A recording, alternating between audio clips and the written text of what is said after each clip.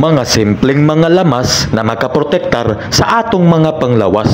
Nainangutana ako ang brother sa music scene dinhi sa Butuan. Kung unsa lagi daw ang ako ang sekreto kung nganong dili ko dali magkatrangkaso. Gibati niya ang ubo og sipon usa sa hinungdan ang klima nato sa panahon. Giingnan ko lang sab siya bro, ginagamit ko na ni sukat pa kaniadto hangtod na karon. Dili man pud sa ingon nga dili nakamataptan og mga trangkaso. Tao raman ta apan kani nga proseso dako ni siya og porsyento nga dili ta madali mataptan og mga trangkaso. Kaning ginger or loya, garlic or ahos, limonsito, onion or bombay nga dako og katabang sa akong panglawas matag adlaw. Sukad sa akong paggamit ni ani sa una ug hangtod na karon. Mahimong dili kini nimo magamit apan magamit kini sa uban. Kadtong gusto og herbal lang para malikayan ang posibleng mutakboy sa atoa nga mga trangkaso. Ug daghan kayong salamat sa pagtan-aw ninyo sa ako ang video, mga health tips nga akong i-share sa inyo. Follow for more.